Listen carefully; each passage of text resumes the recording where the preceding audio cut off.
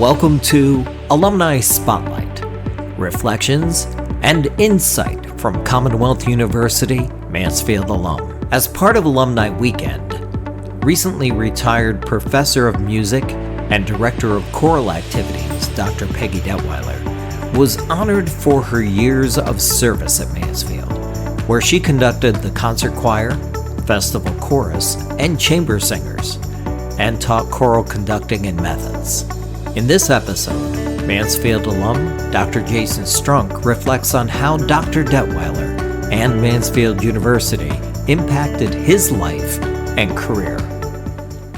Mike at the mic in the fishbowl with alum Jason Strunk, who is the Director of Choral Activities and Assistant Professor and Voice Area Coordinator at Shepherd University in Shepherdstown, West Virginia. Jason, good to have you here. Thanks for having me, Mike. Tell me about your career once you left Mansfield, and then we'll backtrack.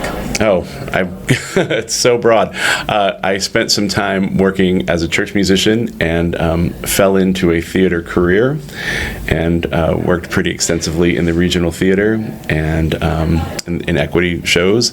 And then I took a teaching job because I needed a moment, and I fell in love with teaching, and I was reminded how much I loved choir, and I took that job and stayed there for 8 years. I intended to stay there for a year and a half, or 2 years, and ended up being there 8 years and built a huge program, and then went on to pursue some graduate studies and a terminal degree. So let's backtrack. You grew up in Canton, Pennsylvania, not too far away. That is right. So how did you come to Mansfield? So I was singing at a district choral festival, and Peggy Detweiler was our guest conductor. And she took some time to hang out with us that week and sat and ate a couple meals with us and talked to us, my friend group that is. And then at the end of that festival, she found me and said, "I hope you'll consider Mansfield." And at that time, I had already been accepted at Shenandoah Conservatory, and I was waiting to hear from William and Mary. And I thought, Mansfield's never crossed my mind, but I love this woman, and I love the experience I had with her, and so I came to Mansfield. And it was the best decision I've ever made. In your 4 years here, what did you learn from Peggy Detweiler? Discipline. I think she infused in us all an unwaveringly high standard, and that we began to look at music making at a different level than what we had come in with, and I think she taught us to experience music in a very analytical way, but also coupled with a very artistic way. Did you have an opportunity to travel with the group? Oh, yeah, I was on the first European tour. You know, Peggy has these famous European tours, and we didn't really quite know what to expect, so here we all go, and we went to Italy and I think Austria, and we spent some time in France. We competed for the first time internationally and did quite well, but we were the OGs. Well, coming from Canton, had you had those experiences before? Oh my God, no. I think I think many of us, it was our first time on an airplane. And I remember there had been an air tragedy with ValueJet like the week before or days before. And I remember getting on that British Airways flight in Philadelphia and looking out the window and seeing a ValueJet parked next to us. And I was like, oh, okay, this is this. This is what's going on. But it was really exciting. And, we landed in London and we had a little bit of a layover there. And we got to go to Windsor and then back on the plane and off to Italy we went. And I think it was a really great experience for most of us. I don't believe many of us had traveled internationally. And it was exciting to know that was the beginning of an era for Mansfield students. It was the expectation that this is what we would do as this ensemble. And I'm proud to be part of that tradition. Did it give you confidence as a person and as a group to be able to perform overseas and then bring that back? Oh yeah, and what was incredible because we were so celebrated. I remember the end of that competition. There was an open air concert, and we were the American choir, and everyone was just going crazy for us. And I remember we sang this song, Vamudara, and had all this different body percussion, and the entire crowd was trying to clap with us and try to jive with us, and it was incredible. And they were so appreciative, and I never experienced that. And they loved. I also remember we stayed in a hotel with a choir from the Ukraine, and over copious amounts of vodka, we exchanged songs, and they loved spirituals. They just loved spirituals, and they wanted to sing spirituals. And I stayed in touch with some of those singers for a really long time. We've kind of lost touch over the years, but it was really a wonderful cultural exchange. Nothing I would have received in Canton, Pennsylvania, at all. How do you take your education from Mansfield and apply it to your work now? I want to be like Peggy. I want to. I describe her as her artistry occurs where her passion for choral music collides with her love of humanity, and I want to be that kind of conductor. I want to be someone who is concerned about the music, but equally, if not more, concerned about the people performing it with me. And that's really important for me, and that is a really big thing in my teaching. I believe in the agency of singers to bring their own story to the repertoire. I don't think we can perform without that kind of vulnerability, and so I learned that here in Stedman. Peggy certainly was a big influence on you, but there's a whole music education department. Oh yeah. What did you take? What did you learn? Everything. I had a great voice teacher, Dr. Kim, who was an incredible influence in my life. He taught me all about the functionality of the voice. I loved my music history professor. I found him so interesting, and Dr. Wunderlich, rest his soul. I fell in love with musicology because of him. And all that combines, everything I do is influenced by my experience here. It's the confluence of every class I sat in on. And funny story, when I was teaching AP theory, I would say, I was talking to my students, and I would say, oh my gosh, are you thinking the chord? If you have to do progression, you have to think the chord. And I stopped in my tracks because I could hear the voice of my piano professor, Wayne Rusk, in my ear saying, are you thinking of the chord, Mr. Strunk? I literally set my class to do some activities, and I ran in my office and I called him and I said, you were right. He said, of course I was, Mr. Strunk. Those connections are very strong. Yeah.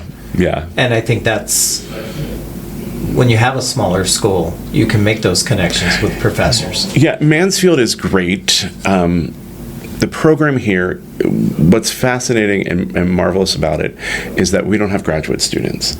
So you're not being taught by a TA, you're being taught by experts in the field. And the opportunities go to undergraduates. So if there are solo opportunities, they don't go to a graduate student, they go to an undergrad.